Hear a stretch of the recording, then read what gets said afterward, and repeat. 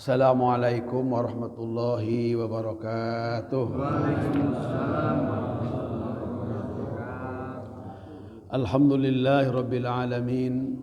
Wassalatu wassalamu ala ashrafil anbiya'i wal mursalin Sayyidina wa maulana Muhammadin wa ala alihi wa ashabihi ajma'in, amma ba'du.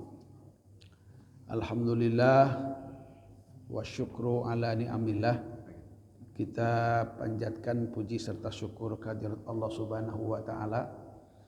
Kita dalam keadaan sehat walafiat, dalam keadaan kita insyaallah masih diberikan kesempatan dan umur untuk berada di bulan yang sangat mulia, bulan yang penuh dengan berkah, bulan yang bisa menyelamatkan kita dan bisa mendapatkan syafaat. Mudah-mudahan kita semua menjadi ahli Ramadan. Hadirin rahimakumullah, kita dalam kajian ini saya ingin membacakan beberapa hadis. Bismillahirrahmanirrahim. Rawal Hafidz Abu Musa Al-Madini wa ghairuhu an Abdurrahman bin Samurah radhiyallahu an kharaja alaina Rasulullah sallallahu alaihi wasallam zata yaumin wa nahnu fil masjid faqala inni ra'aitul bariha ajaba. Hadirin rahimakumullah, suatu hari kata sahabat Abdurrahman bin Samurah, kami sedang berada di masjid. Kemudian Rasul sallallahu alaihi wasallam keluar dan beliau bersabda, "Inni ra'aitul barihah ajaba." Sesungguhnya aku tadi malam melihat sesuatu yang ajib, yang aneh. Hadirin rahimakumullah, para sahabat itu banyak sekali diceritakan beliau ini memang banyak diam di masjid. Rumah Rasul nempel dengan masjid. Begitu hormat dan takzimnya kepada Rasul, itu sahabat itu tidak ada yang berani sembarangan salam, berani sembarangan bertemu dengan Rasul sallallahu alaihi wasallam.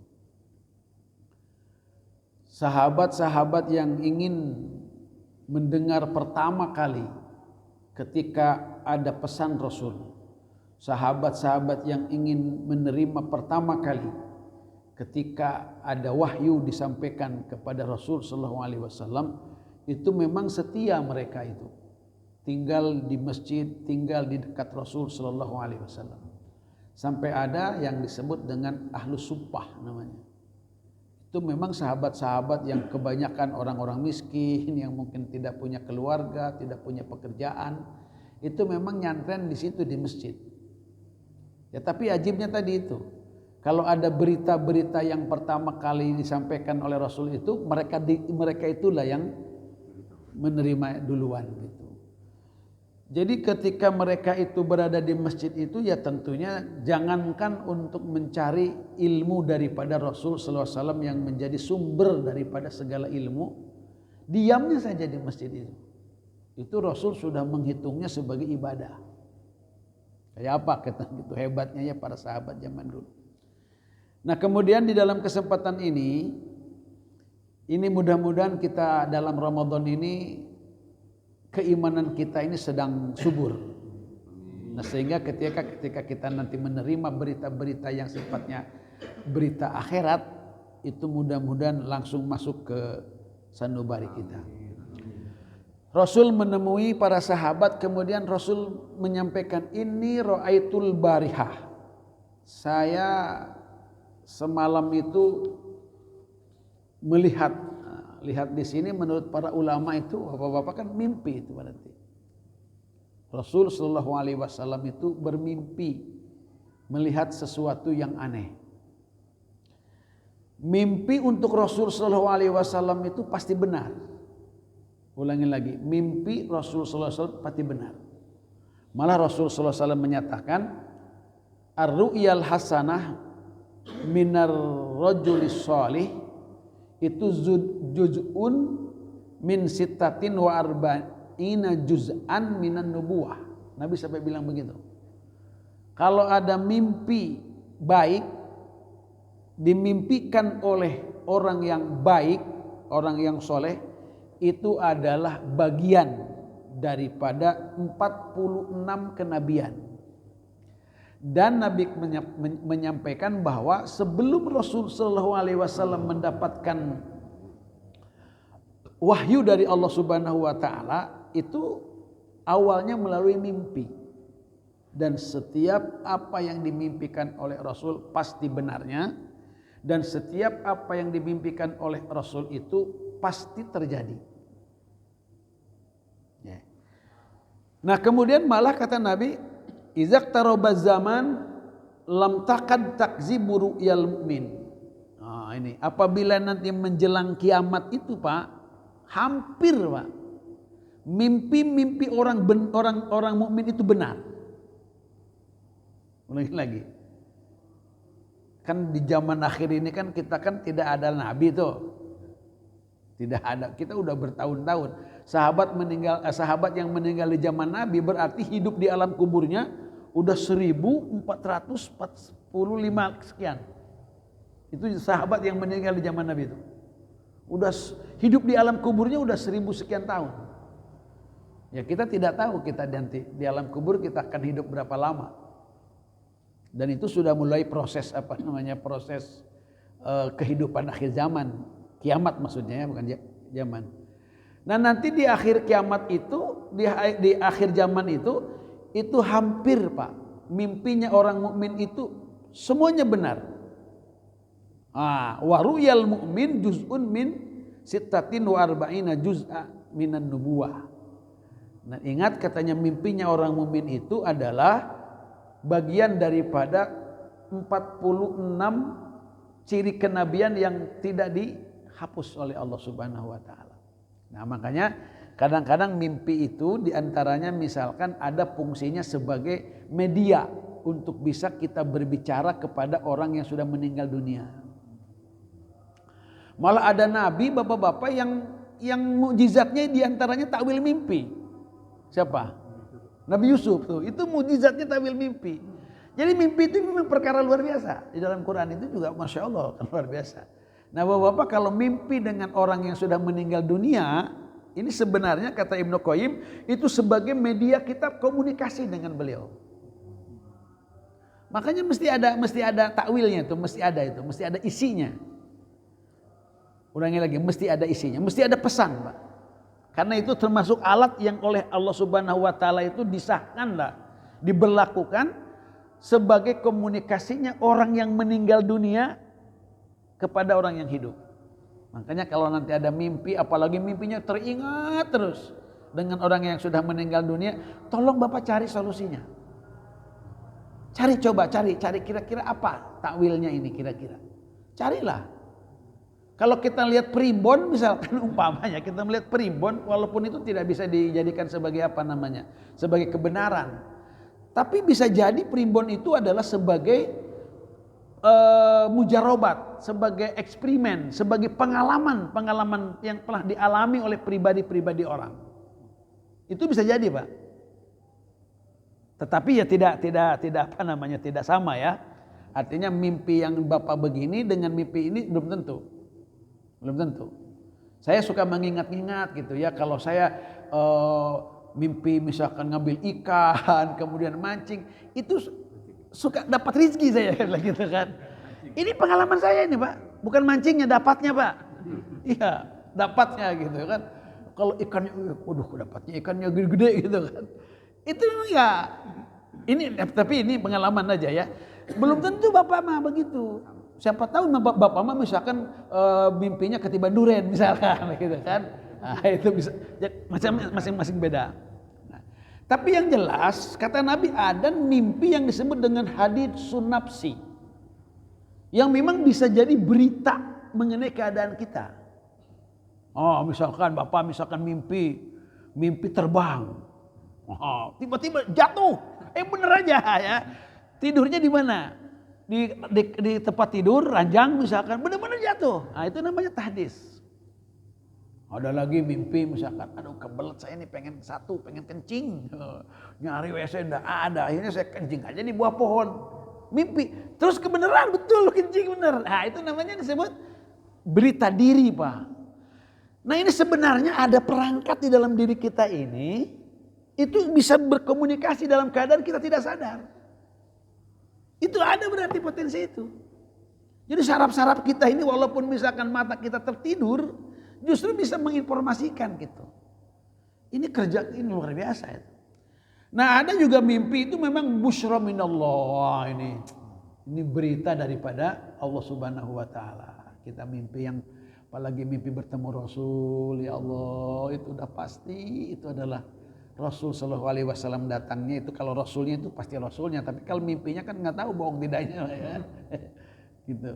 Jadi bapak-bapak, ya Allah, kalau kita mimpi, misalkan mimpi kita di Madinah, kita mimpi dihadapkan Ka'bah, aduh, itu luar biasa itu busyra. Apalagi sampai seperti misalkan Abu Hanifah misalkan ya yang bisa mimpi bertemu dengan Allah Subhanahu wa taala. Kayak apa itu ya? Iya, bisa kita dimimpikan bisa bertemu dengan bidadari di surga gitu. Ya, itu Masya Allah, itu busyra daripada Allah Subhanahu wa taala. Tapi ada sebaliknya, itu takhwifu syaitan. Mimpi itu memang menakut-nakuti setan ya. Makanya nanti ada beberapa kejadian di sahabat, misalkan kalau malamnya banyak serem-serem yang aneh-aneh. Nah, itu setan itu memang berada di radius dekat kita ini, zona satu dengan kita ini. Ini harus ada manzil, harus ada ruqyah, harus ada ya banyaklah. Di antaranya azan, kan kita azanin kan gitu kan. Nah, kemudian sampai-sampai ada yang disebut oleh Nabi itu adalah malakur ru'ya. Jadi disebutnya di dalam hadis tadi, ra'aitul bari ajaba ya'tihi biha malakur ru'ya. Jadi memang ada yang namanya malaikat, Pak. Malaikat itu tugasnya adalah memberikan mimpi kepada kita. Seperti halnya malaikat Jibril memberikan wahyu kepada Rasulullah SAW. Baik, ini yang ini kan. Sebelum disampaikan mimpi-mimpi Rasul itu Sallallahu Alaihi Wasallam, begini bapak-bapak.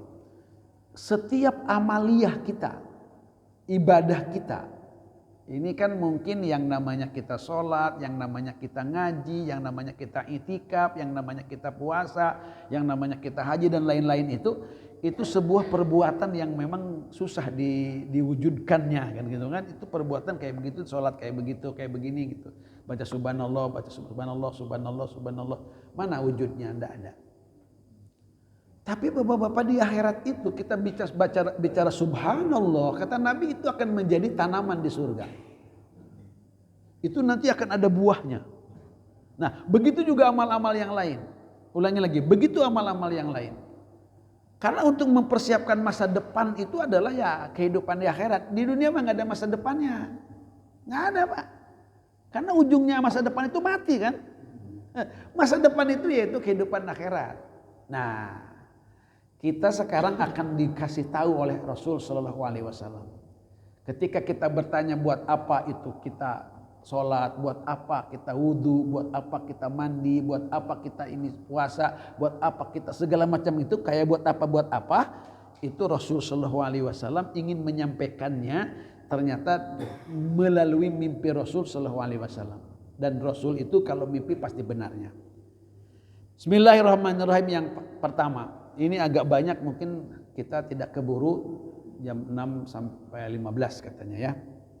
Jam 6.15. Ra'aitu rajulan min ummati qad istawshathu malaikatul azab. Faja'a wudu'uhu fastanqadhahu min zalik. Aku melihat umatku. Ini tidak berlaku kepada setiap umat. Tapi ini hanya beberapa yang disebutkan aja. Tidak semuanya mungkin begitu, enggak ya. Karena nanti beda-beda nanti orangnya. Ini aku melihat seorang umatku itu sudah dipersiapkan oleh malaikat-malaikat yang akan menyiksa dirinya. Kira-kira kayak apa? Mungkin sudah di tangannya ada apa namanya, ada gada, ada pecut, ada segala macam. Itu malaikat udah siap menghadapi orang itu dengan persiapan alat-alat untuk menyiksa. Aku lihat kata Rasulullah SAW. Kemudian faja'a wudu'uhu pastan qazahu min zalika. Ternyata ketika umatku ini dalam keadaan ketakutan itu, datanglah seorang makhluk. Seorang makhluk yang kemudian, kamu ini siapa? Saya adalah wudu kamu. Saya ini wudu kamu. Dan wudu inilah yang nanti kemudian bisa menyelamatkan daripada siksa malaikat itu. Karena sudah diperlihatkan oleh Allah Subhanahu wa taala. Ketika kita membasuh muka, ketika kita membasuh tangan, ketika kita membasuh kaki, maka tidak ada kata wudu ini yang bisa menyiksa mukanya dan kepalanya. Karena orang ini, karena aku ini berwudu, aku ini wudu gitu kan. Dia telah membasuh mukanya karena perintah Allah, telah menyapu kepalanya karena perintah Allah, menyapu tangannya karena membasuh tangannya karena memenuhi perintah Allah dan seterusnya. Inilah yang disebut dengan wudu itu sebagai hisnun, sebagai benteng Pak daripada siksa Allah Subhanahu wa taala. Bapak-bapak, saya ingin begini aja coba. Satu, jangan menganggap bahwa wudu itu sebuah kegiatan yang sepele. Jangan. Yang kedua, Bapak, tidak ada yang bisa menciptakan perbuatan itu kecuali Allah dan Rasulnya. Maka ketika kita berwudu itu, sebenarnya kita menyelamatkan kepala kita, menyelamatkan tangan kita, dan menyelamatkan kaki kita. Dan di mana anggota wudu itu selamat, maka akan selamat seluruh badan kita itu. Maka kata Nabi, siapa orang yang berwudu tamadmad wastansaku dan seterusnya, kalau kita berwudu itu, wudu ini bukan membersihkan muka, bukan membersihkan tangan, bukan membersihkan kaki. Karena seandainya kalau wudu itu untuk membersihkan muka, maka tentunya akan disyariatkan wudu pakai biore. Iya, wudu pakai apalah, sabun dan lain sebagainya. Ini tidak. Malah pengganti wudu itu tayamum. Malah tayamum malah apa namanya? Iya, malah yang namanya debu tanah coba Pak diusapkan ke kepala. Tolong, ini bukan logika. Ini ta'abudi namanya, bentuk ibadah yang sangat luar biasa. Kemudian Bapak-bapak, kalau misalkan kita ini menyapu kepala nih. Makanya disebutkan kita menyapu kepala itu, tolong semuanya kita sapu kepala kita itu. Kenapa? Karena bisa jadi Pak, siksa itu datangnya dari rambut-rambut kita. Apalagi ibu-ibu yang rambutnya itu aurat. Nabi pernah melihat itu rambutnya, setiap rambutnya itu jadi ular yang bisa mematuk kepalanya dengan satu patukan itu, maka mendidih polonya itu Pak. Nah ternyata itu ular-ular itu diantaranya itu bisa mati Pak, dengan cara kita mengusapnya itu, dengan cara kita mengusap begini, mengusapnya itu, diusap seluruh rambutnya ini, itu bisa mematikan siksa itu. Jadi perkara yang luar biasa. Dan ini dinyatakan oleh Rasulullah SAW, wudu itu betul-betul bisa wujud menjadi makhluk Allah Subhanahu wa taala yang bisa menyelamatkan diri kita. Kemudian Nabi pernah menyatakan bahwa nanti umatku itu bercahaya Pak. Di mukanya cahaya, kemudian di tangannya cahaya, di kakinya cahaya yang disebut dengan gurran muhajjalin. Cahaya dari mukanya itu. Sampai-sampai aku tahu umatku itu karena cahayanya itu. Kata Nabi, min atharil wudu. Itu karena bekas berwudu. Malah kalau dikatakan oleh para ulama itu, nanti kita masuk ke alam kubur itu kan, jadi alam akhirat, di sana kan tidak ada lampu Pak, tidak ada cahaya Pak. Cahayanya itu hanya amal. Ulang ini, cahayanya hanya amal. Yang disebutkan oleh Nabi gurun muhajjalin itu adalah justru cahaya umatku itu adanya di dalam mukanya, kepalanya, tangannya, dan kakinya. Sudah cukup itu untuk bisa menyinari kegelapannya alam kubur. Waduh, aji benar, luar biasa itu ya. Ulangi lagi, Bapak wudu tolong. Saya ingin begini. Bapak tolong sekarang ini cari orang yang bisa mempraktekkan wudu sesuai dengan sunnah. Ayo coba. Bila perlu ada pelatihan wudu. Supaya Bapak melihat wudu itu betul-betul melihat wudu yang sesuai dengan apa yang diajarkan oleh Rasulullah SAW. Dalam bahasanya Utsman bin Affan ketika bercerita tentang wudu. Nahwa wudu ihada. Seperti wuduku ini. Nah, jangan-jangan sampai kita nggak punya guru gitu ketika kita berwudu itu. Bapak tahu wudu, belajar wudu dari mana? Pernahkah Bapak itu belajar wudu itu memang sesuai dengan apa yang disabdakan Nabi, diajarkan oleh Nabi, dicontohkan oleh Nabi? Atau misalkan kita minimal kita coba-cobalah, misalkan bagaimana Habib Umar Al-Hafiz itu mempraktekkan apa namanya? Wudu, dah. Bagaimana misalkan Habib Rizik pernah juga, Syekh Nuruddin Marbu Al-Makki Al-Banjari sudah mengadakan pelatihan, terus juga beliau juga mencontohkan ini wudu begini. Ini wudu dengan gayung, ini wudu dengan keran, gitu. Itu sudah dicontohkan. Nah, Bapak-bapak ulangi lagi minimal supaya kita mengikatkan apa yang kita temui atau yang kita praktekkan wudu itu nempel dengan ilmu. Nempel dengan ulama. Nah, gitu, nempel dengan supaya nanti kita nyambung ansum sampai musalsal kepada Rasul sallallahu alaihi wasallam. Ini yang pertama. Kemudian hadirin rahimakumullah, kan kalau misalkan kita ini itikaf nih, kayak seperti ini itikaf. Yang punya wudu dengan yang tidak punya wudu lain, Pak. Minimal 10 kali lebih hebat. Bapak makan misalkan dalam keadaan punya wudu dengan tidak punya wudu itu luar biasa. Tidur Bapak yang punya wudu dengan yang tidak punya pasti berbeda. Karena orang yang tidurnya dalam keadaan punya wudu, kata Nabi, itu matinya saja dalam keadaan fitrah. Diamnya aja, ngoroknya gitu, zikir. Jadi kalau sedang ngaji bukan zikir itu, bukan zikir. Ini kalau tidur dalam keadaan wudu, ngoroknya aja itu zikir. Itu ibadah itu. Tapi kalau tidur ketika ngaji musibah namanya itu mah. Yang kedua, Bapak-bapak. Wa ra'aitu rajulan min ummati yati 'ala nabiyyin wa huwa hilaq min hilaq kullama marra 'ala halqa turida faja'ahu iktisalu minal janabah fa akhadha bi yadihi fa ajlasahu ila janbi. Allah kirim.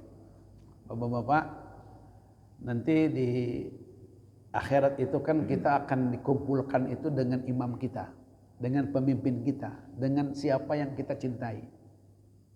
Nah, Rasul melihat ada umat itu di situ ada kumpulan-kumpulan para nabi, kumpulan-kumpulan para siddiqin, kumpulan-kumpulan para syuhada, kumpulan-kumpulan para solehin. Kita nanti masuk surga itu kan akan dikumpulkan di gerbongnya ulama-ulama. Makanya kita wa adkhilnal jannata ma'al abrar. Kita itu akan diitukan, Pak. Ya kita mah Bu Titi, tahu Bu Titi enggak? Bukan Ibu Titi, bukan. Kalau pisang itu namanya apa tuh? Yang paling kecilnya itu. Oh, itu namanya Bu Titi lah sebutnya. Orang Sunda apa namanya? Apa nama Ustaz? Pokoknya Bu Titi nah gitu ya. Nah, ya kita tuh ya dimakan juga apa yang mau dimakannya. Enggak ada isinya. Enggak ada. Apalagi dijual, enggak bakal laku, Pak. Tapi karena disatukan dengan abror, maka itu dijual ya semuanya kejual.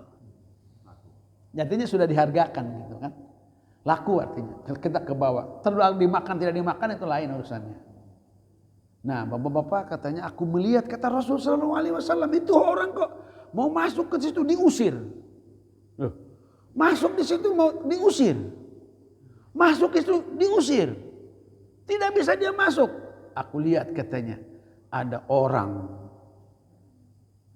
yang kemudian faja'ahu iktisaluhu minal janabah. Ternyata ada orang yang memegang tangannya itu. Ayo katanya. Fa akhadha biyadihi. Yuk, dibawa, dituntun, dipegang tangannya, fa ajlasahu. Kemudian nanti didudukkan. Mau kemana duduknya? Mau kepada Nabi, kepada ini, kepada itu. Dihantarkan itu. Apa tuh nanti yang akan bisa kita menghantarkan sehingga kita bisa berkumpul dengan orang-orang itu. Wa hasuna ulaika rafiqa. Siapa? Itu ternyata mandi kita. Mandi janabah kita. mandi ibadah kita, mandi sunnah kita. Bapak hadirin rahimakumullah, kata Nabi, umat ini aku wajibkan mandi paling tidak 1 minggu sekali. Namanya disebut mandi hari Jumat. Makanya disebut kata Nabi, ghuslu yaumil jum'ah wajibun ala kulli muhtalim. Mandi pada hari Jumat itu wajib kepada orang yang sudah balik. Balik belum Bapak? Balik berarti wajib mandi Jumat. Nah kemudian ada maniktasala wa ghassala. Kalau sampai kita ini misalkan, ibu-ibu ada yang dengar nggak ibu-ibu nih? Kalau sampai kita malas mandi Jumat nih, maka coba buatkan kegiatan yang kira-kira bisa mewajibkan mandi. Buatlah amalan yang bisa membuat kita harus mandi. Ini Pak cerdas namanya Pak. Cerdas itu namanya cerdas. Dan boleh bulan puasa juga Pak, enggak masalah Pak. Ya boleh. Jadi silakan. Kata Allah Subhanahu wa taala bulan puasa silakan. Maka disebutkan hunna libasul lakum. Ayo coba. Itu pakaian kalian itu. Jangan libur Pak Anwar. Jangan libur. Ayo maka istilahnya ya. Baik. Itu mandi. Paling tidak mandi hari Jumat. Ada mandi kan namanya mandi ibadah. Yuk kita misalkan mau kumpul berjamaah, mandi dulu. Itu ibadah. Mandi ibadah tuh. Iya. Mau sholat, kemudian emang ibadah lah namanya. Itu kita mandi. Itu mandinya termasuknya mandi ibadah. Nah kalau mandi ada ya mandi biasa ya. Sekarang mandi silakan. Tapi kalau mandi ibadah itu apalagi mandi junub, mandi janabah, ya kemudian mandi misalkan mau Idul Fitri, Idul Adha, itu mandinya harus betul-betul kalau bisa itu cara beribadah kita. Bagaimana cara mandi? Ini juga harus dipelajari. Ya kan harus dipelajari gimana mandinya. Minimal tayamun lah. Minimal. Yang kedua minimal kita betul-betul meratakan semuanya. Jadi kalau mandi yang namanya mandi ibadah harus orang Jawa adus. Mandi besar sebutnya. Enggak tahu Allah alam itu ada mandi kecil ada mandi besar gitu ya. Nah, ini mandilah yang nanti akan menghantarkan kita, nuntun kita. Ini mandi ini bisa jadi apa namanya? Bisa jadi makhluk Allah Subhanahu wa taala. Kemudian wa raaitu rajul min ummati qad busita alaihi min adzabil qabr faja'athu salatu pastan qazathu min zalika. Loh, ini umat lagi. Ada lagi umatku aku lihat. Dia masuk ke alam kubur disambutnya oleh malaikat azab kubur. Ya Allah, nauzubillah. Jadi malam pertama di alam kubur itu, Pak, mengerikan luar biasa itu. Kan kubur itu kan ada 2 ya Pak ya. Di alam kubur itu ada muna'amah, ada mu'azabah. Jadi jiwa dan raga kita itu nanti dua aja kemungkinan. Kalau muna'amah maka dia menjadi dia di riyadhah min riyadil jannah. Dia menjadi taman surga. Tapi kalau dia itu mu'azabah nauzubillah, maka ia akan menjadi lembah atau ya lembah neraka nauzubillah. Baik Bapak-bapak, coba kita merenung aja dikit. Kalau ada umat meninggal dunia sebelum Nabi meninggal dunia. Ulangi lagi. Kalau ada sahabat meninggal dunia sebelum Rasul meninggal dunia. Terus sahabat ini lapor kepada Nabi bahwa beliau meninggal. Kemudian Rasul itu menyolatkannya. Ulangi lagi, Rasul menyolatkannya. Tentu Rasul mendoakannya. Yakin gak Bapak? Orang ini akan diampuni oleh Allah Subhanahu wa taala. Yakin gak? Yakin toh? Kalau yakin buat apa tahlilan? Jadi pertanyaannya, Siti Khadijah ditahlilin enggak? Ya buat apa tahlilin dia? Dia sudah dipaskan, sudah disebutkan bakal dapat rumah di surga. Nih rumahnya juga gini, udah disebutkan. Ya buat apa? Paham belum? Nah sekarang sahabat-sahabat semuanya didoakan oleh Rasul Pak. Ya buat apa? Jadi tidak bisa disebutkan. Memang Tahlilan ada di zaman nabinya. Sebentar dulu. Iya kan? Sebentar dulu. Oke, jangan dulu bilang tidak ada, Pak. Tar dulu. Betul, Rasul itu tidak mentahlilkan sahabat-sahabat. Ya buat apa, Pak? Iya. Dia sudah. Kata Rasul sallallahu alaihi wasallam, sahabatku itu 700.000 itu masuk surga tanpa hisab. 700.000 itu, Pak, bisa mensafaati satu orangnya 700.000 lagi. Iya, Pak. Terus Rasul sallallahu alaihi wasallam, Pak, ketika nisfu Sya'ban dalam hadis Siti Aisyah itu Rasul sallallahu alaihi wasallam sering sengaja Rasul itu malam-malam, siang-siang beliau itu mengucapkan salam.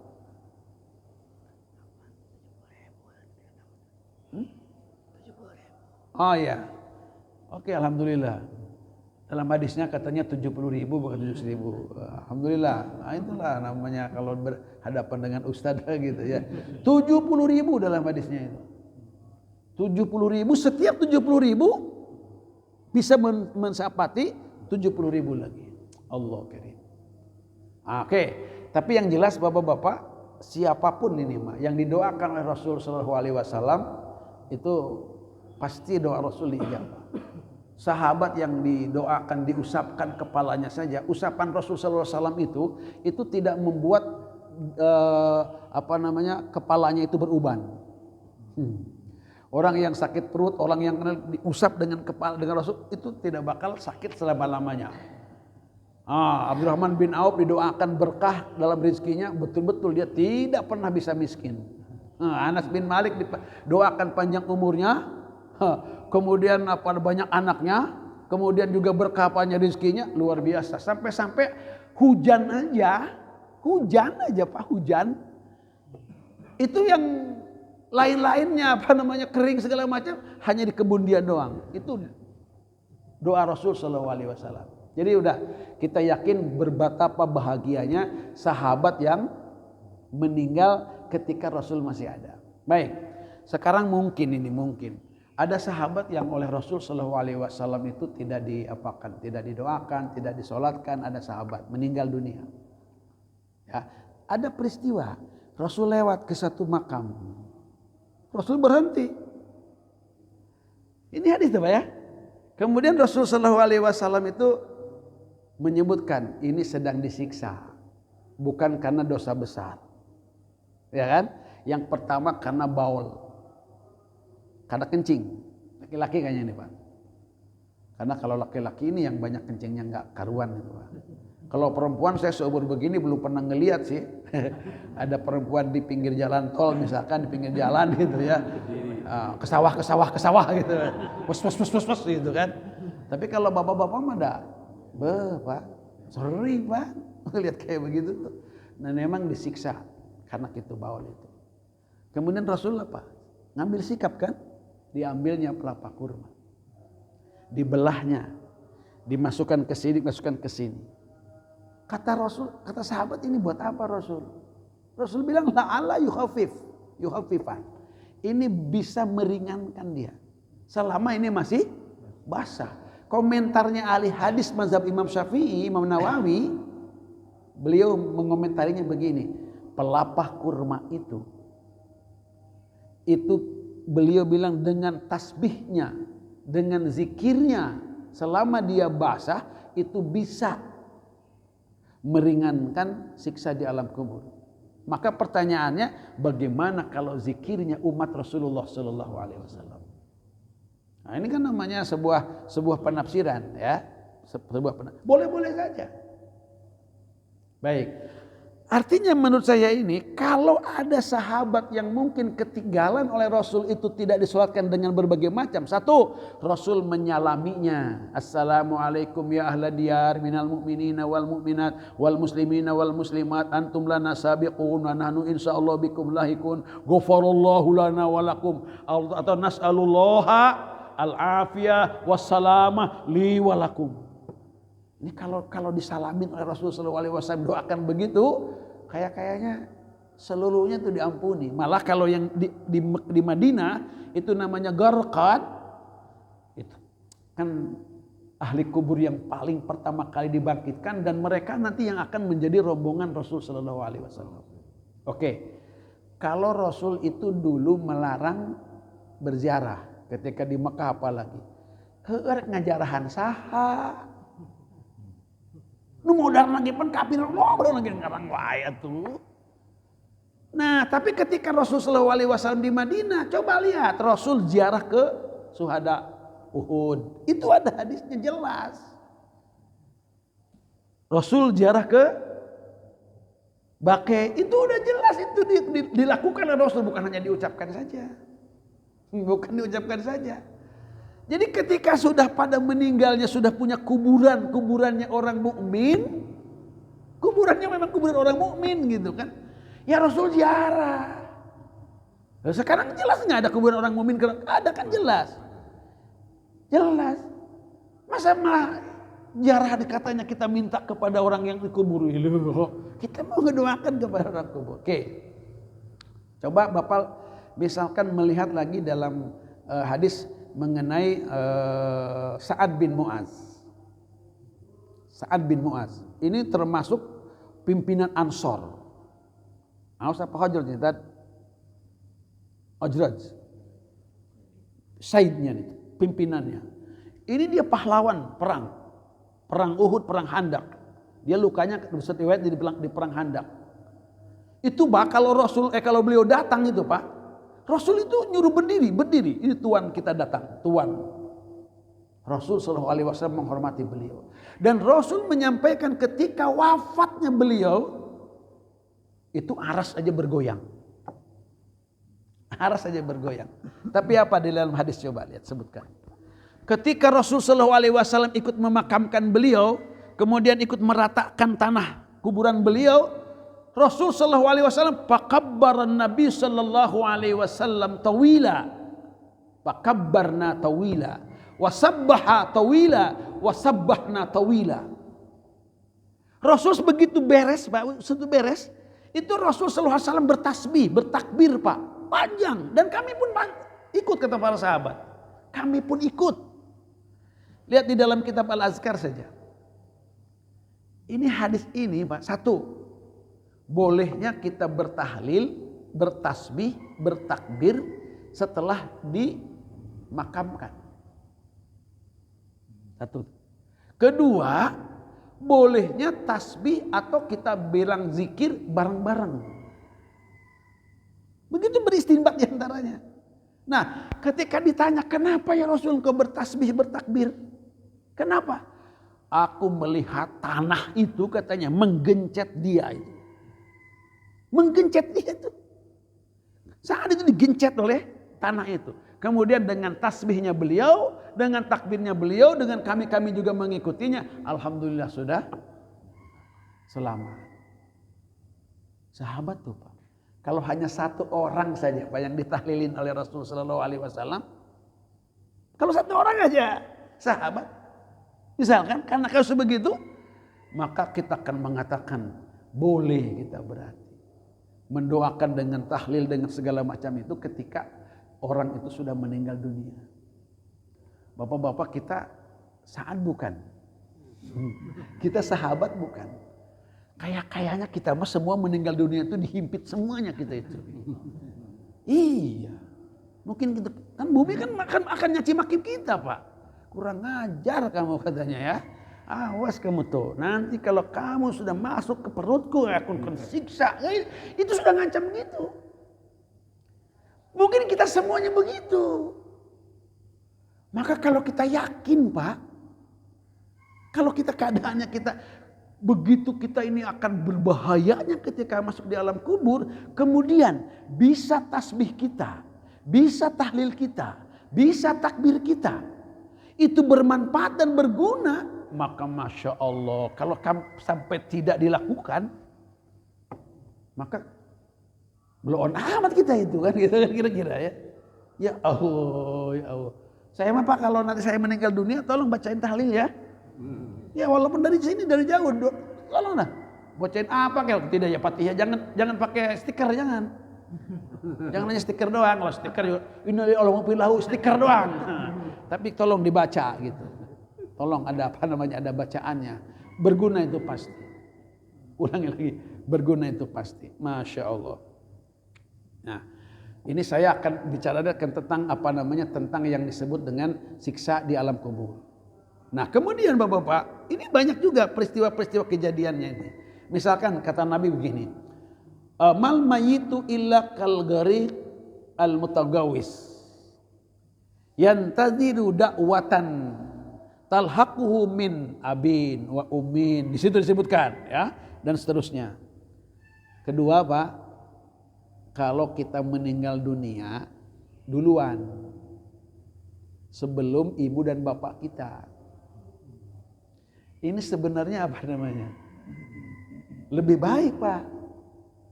Kenapa? Karena doa ibu kita, doa bapak kita itu kan saktinya seperti saktinya doa Nabi kepada Pak, kalau kita meninggal dunia, ibu kita masih ada. Apalagi ibu bilang, aduh ridho, aku doakan. Pak, kemungkinan selamatnya itu kita lebih gede, Pak. Tapi kan jarang ya. Terutama yang kita masih ada ibu bapak. Ya. Ibu bapak masih ada? Sudah. Tuh kan sudah pada tidak ada kan? Sudah tidak ada. Ya minimal kata ulama katanya kalau ada murid meninggal dunia duluan sebelum gurunya, itu lebih hebat. Tapi kan pengennya guru duluan ya meninggal ya. Seperti kita pengennya ibu bapak duluan gitu. Kita mana kan kita masih muda kan sebutnya ya. Masya Allah. Oke. Sekarang kalau misalkan kita meninggal dunia. Misal kata Nabi bahwa setiap hari dan setiap malam di bulan Ramadan, terutama menjelang berbuka, Allah memerdekakan hamba-hambanya yang dalam keadaan dia tersiksa atau disiksa. Walaupun dia dipastikan masuk ke dalam neraka. Coba, kita kalau misalkan kita nih setelah kita berbuka, kan kalau misalkan urutannya nih kalau kita mau, kita baca misalkan asyhadu alla ilaha illallah, astaghfirullah, as'alukal jannata wa a'udzubika minan nar. Minimal 3 kali lah kita baca sebelum berbuka nih. Nah, kita bismillah, kita makan. Kita berbuka pakai Allahumma baik lana fi ma razaqtana wa qina adzabannar, misalkan ya. Setelah itu kita baca doa, Allahumma lakasumtu wa bika amantu dan zahabat zamau dan seterusnya. Nah, kita kemudian kita ngedoa. Misalkan kita bilang, ya Allah merdekakanlah badanku, ibuku, bapakku dari neraka, bisa. Dan kata Nabi itu kan diijabah doanya. Dan di saat itu kan banyak dimerdekakan hamba. Pas berarti. Kita mendoa itu betul-betul pas pada mazonnahnya. Pas pada tempatnya gitu kan. Terus Pak, ini doanya misalkan oleh anaknya yang ngedoanya, atau ibu bapaknya yang ngedoakannya, diijabah oleh Allah Subhanahu wa taala sesuai dengan janjinya. Maka orang yang ada di alam kubur itu yang sedang disiksa oleh Allah Subhanahu wa taala itu akan dibebaskan. Betapa coba bahagianya kalau kita nanti sudah di alam kubur, ada anak kita, ada ibu bapak kita, ada saudara kita yang memintakan kemerdekaan daripada neraka ketika khususnya bulan Ramadan pada saat tadi berbuka itu, terus Allah memerdekakan kita. Hebatnya begitu kalau umat ini, Pak. Umat Islam ini ya. Walaupun dia nanti masuk ke dalamnya adalah bawa dosa sebanyak apapun, selagi tidak musyrik kepada Allah Subhanahu wa taala, maka dia itu bisa jadi selama hidupnya di alam kubur, begitu nanti dibangkitkan dosanya bisa habis. Gimana enggak mulianya kalau sahabat itu, misalkan para sahabat, misalkan an Abi Hurairah radhiyallahu an, berapa ribu, berapa juta, berapa miliar kali orang mengatakan semoga Allah meridhoinya. Coba. Maka aduh, Masya Allah luar biasa. Terus bapak-bapak kan kalau kita ini berdoa, habis? Oh belum masih. Baik, di alam kubur sekarang. Ketika malaikat azab kubur disebutnya itu sudah menyiapkan dan menyambut kedatangan dia di malam pertama, ibaratnya di alam kubur, maka ternyata datanglah sholatnya. Inilah sholat kamu. Nah, sholat ini ada dua bentuknya. Kalau kita bagus, tepat waktunya, khusyuk dalam melaksanakannya, maka sholat itu akan ganteng, bersih, wangi. Dan itu nanti yang akan membela kita itu. Pertama kali malam pertama di alam kubur, sholat itu akan berada di dalam diri kita. Di alam kubur itu untuk dia itu menjadi penyelamat. Nah, tapi kalau sholat kita jelek, na'udzubillah ini, maka itu sholat pun akan berwujud makhluk Allah Subhanahu wa ta'ala, tapi kita melihatnya aja serem. Kita ngedekatnya aja bau gitu. Malah ada yang sholat itu memang jadi ular.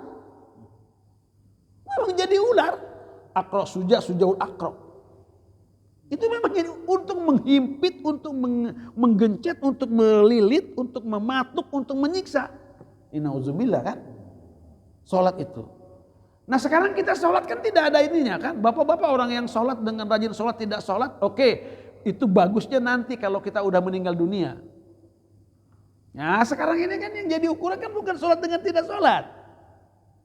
Kalau dia kaya gitu kan, dia pejabat, mulia tuh. Rajin sholat menjadi hitungan. Enggak jadi hitungan.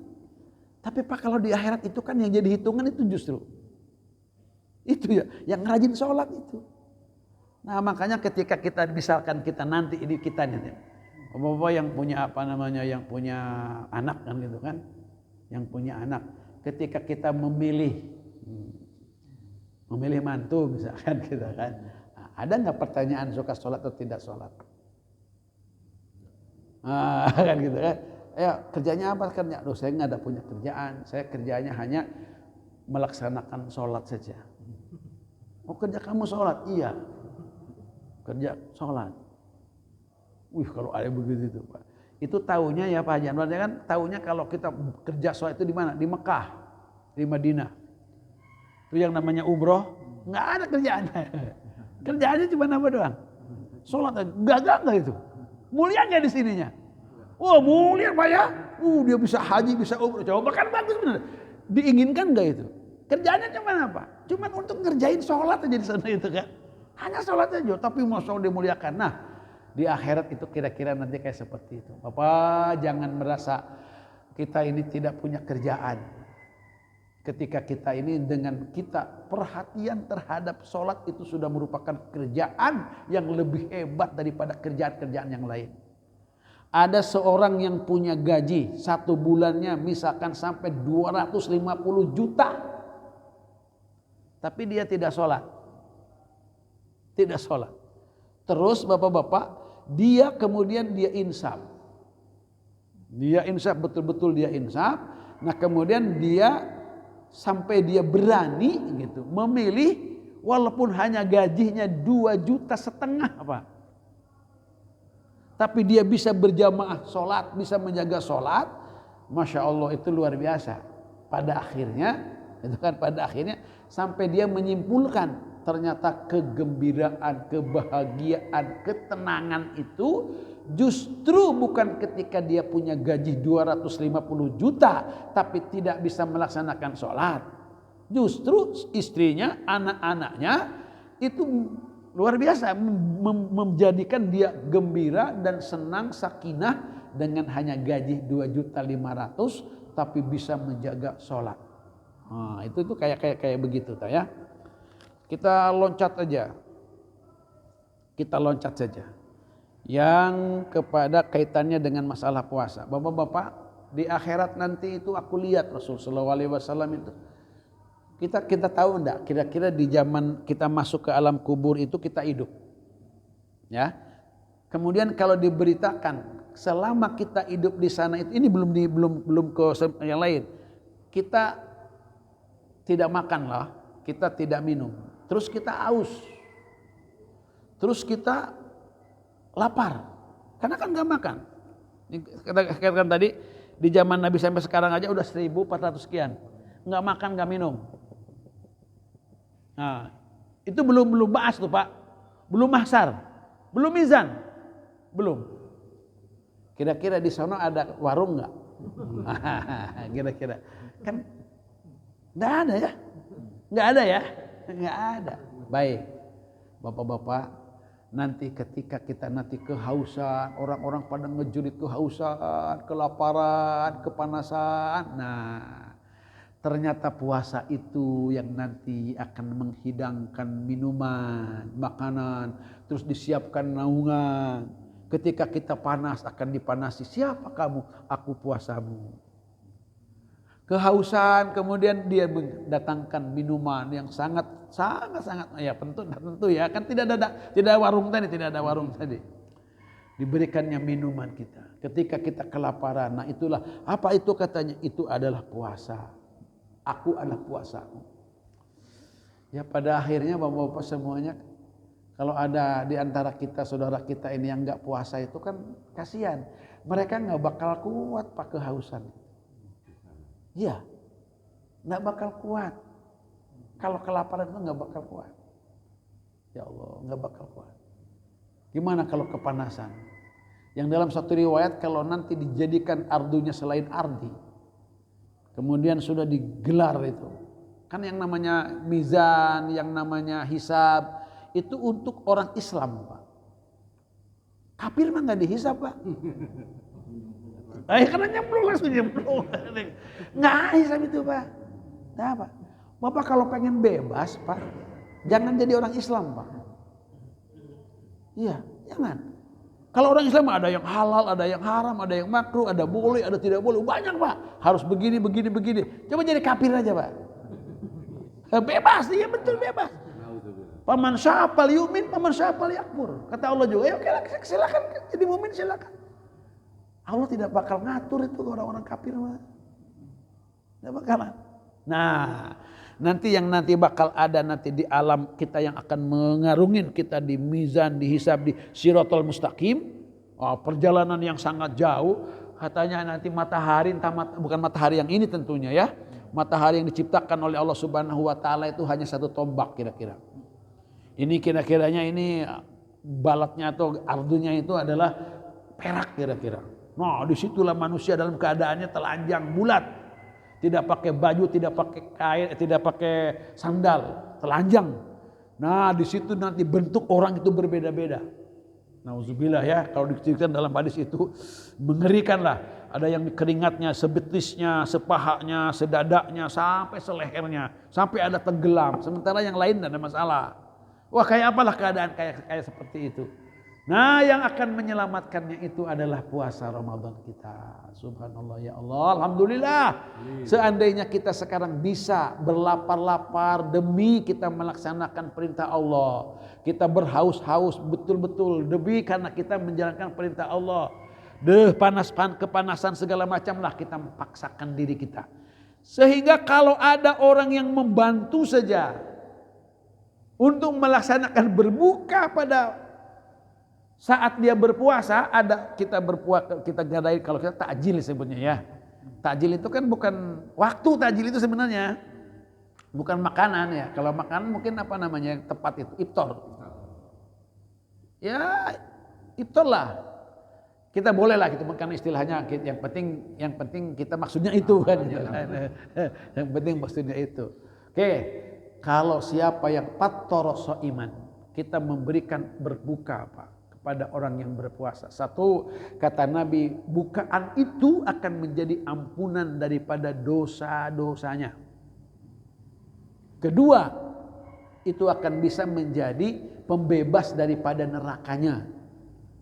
Ketiga, itu bisa mendapatkan pahalanya berpuasa tanpa mengurangi orang yang berpuasa itu.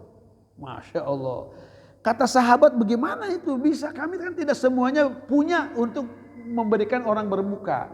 Kata Nabi, walaupun satu teguk air. Bapak kalau misalkan puasa, teguk air, batal nggak puasanya? Batal lah itu, walaupun hanya seteguk air itu. Kan kalau dalam bahasa Nabi, ittaqun nar walau bisikit tamar. Takuti neraka walaupun dengan hanya sebiji kurma. Ini tuh. Itu tuh maksudnya. Masya Allah, kan luar biasa kalau kita sudah bisa nyiapin iftarat. Ini di sini kita sekarang mudah sebabkan. Ini bukan punya kita kan, punya masyarakat di sini, tapi juga ada dari kita. Nah, sahabat-sahabat, ulama-ulama salaf, ketika nanti menghadapi kayak begitu bukan daripada miliknya, itu sampai-sampai Bapak ditukerin aja gitu. Ini kan ini punya saya nih, punya saya. Bapak tolong ya, ini Bapak berbuka ini. Oh, dari saya seolah-olah gitu dari saya. Dia juga demikian. Sampai seperti itunya coba. Memanfaatkan berita daripada Nabi itu untuk membuka atau memberikan bukaan kepada orang yang berpuasa. Sampai nanti kata Nabi, siapa orang yang dia memberikan kenyang kepada orang yang berpuasa itu, tambah satu lagi, dia akan mendapatkan haud, akan mendapatkan telaga Rasul sallallahu alaihi wasallam yang kalau dia nanti dikasih minum, maka ia nanti akan menjadi orang yang melewati shiratal mustaqimnya dalam keadaan dia selamat. Masya Allah. Ini kan kita ketika kita berpuasa itu. Kemudian ketika orang itu dilihatnya, Bapak, ini umat ini yang menjembat Shiratal Mustaqim itu ada yang merangkak. Kemudian dia ada kalalib, ada apa kayak kail gitu ya. Ditarik-tarik, ada yang dengan sampai sobek, ada yang sampai terjatuh. Masya Allah, umat itu kayak apa? Ya, itu kayak apa itu umat itu? Ya kan kalau dalam istilah takutnya, ya, mudah-mudahan kita mangga ya. Shiratal Mustaqim itu katanya lebih kecil daripada rambut dibelah 7 katanya ya. Terus lebih tajam daripada pedang kan gitu. Aduh, Masya Allah, licinnya kayak apa, kemudian jauhnya kayak apa, Masya Allah. Kita nggak kebayang lah. Itu kan bagi orang-orang yang tidak punya amal tentunya. Apa kata Nabi? Disebutkan di dalam tadi mimpinya itu, datanglah solatku kepadaku.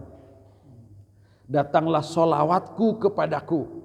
Maka ketika dia itu sedang menjambat Shiratal Mustaqim, maka titian-titiannya itu, penyelamat-penyelamatnya itu, mungkin kalau kita jatuh karena satu dosa, kemudian Allah Subhanahu wa taala memberikan pertolongannya, apakah itu dengan tambangnya, apakah itu dengan tangganya, apakah itu dengan apanya, sampai kan Nabi kan disebutkan di dalam itu tuh disebutkannya adalah syafaati li ahlil kabairi min ummati.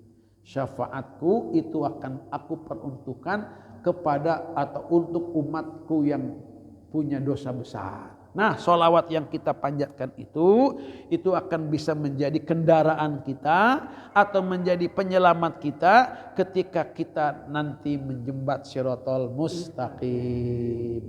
Ini masih banyak yang lain-lainnya, kejadian-kejadian yang lainnya. Insya Allah nanti akan kita teruskan. 55 ditambah 15 berarti 11 atau 10 ya. 3 menit lagi. 3 menit lagi. 3 menit lagi. Ada pertanyaan? Saya mau ke Sading nih sekarang. Mau langsung ke Sading insyaallah. Kan tadi berkaitan dengan guru ya. Kalau kita guru alhamdulillah saya pernah. Jadi sholat kita dari guru kita kiai gitu ya. Kan dari kiai itu menyambung tuh ya. Ilmu kita itu. Ya begini Bapak, makanya nanti kalau ada guru nih Ustaz nih, tolong Ustaz nih Ustaz tolong mengajarkan praktek sholat. Udah. Ya kan? Ya kalau sudah berarti kan sudah kan, oke kan gitu kan. Nanti latihan lagi kalau yang belum. Ketika Bapak itu jangan melihat, karena kalau Bapak lihat sholat saya misalkan ya, itu belum tentu jadi dalil. Pak. Tapi kalau saya ngajarin bagaimana sholat, insya Allah saya belajar sifat sholat Rasul dulu kan gitu kan, ngumpulin hadis-hadisnya dulu atau belajar daripada kitab fikihnya dulu, sehingga ketika saya ngajarin sholat, saya bisalah menjamin sedikit jaminannya. Oh iya itu ya iya. Itu yang dimaksud oleh saya tadi, tolong berarti kan sudah di sini mah. Alhamdulillah kan. Udah Pak. Makanya itu kan Iya. Itu yang saya maksud. Itu yang saya maksud. Jadi kalau saya misalkan mau tahu sholat, ya tidak cukup dengan saya melihat Ustadz Burhan sholat, karena gitu kan, ya Ustadz kita ini kadang-kadang kalau sholatnya betul ketika sedang mengilmuinya itu benar sholatnya, tapi kalau ketika tidak ya ngalaweng kan gitu kan, manusia gitu kan manusia. Ya manusia. Tapi kalau Ustaz sedang mengajarkan, ini takbir begini. Oh, ya, tahiyat itu begini. Yakin. Dia pasti benar. Kalau menurut saya itu. Karena apa? Karena dia pasti belajar dulu. Nah, kecuali kalau ustaz-ustaz yang abal-abal yang mana. Jangan bukan abal-abal ini gitu kan. Nah, enggak. Ada? Cukup? Ah, cukup sudah, cukup. Itu jam 10 menit. Subhanakallahumma bihamdika asyhadu an la ilaha illa anta astaghfiruka wa atubu. Assalamualaikum warahmatullahi wabarakatuh.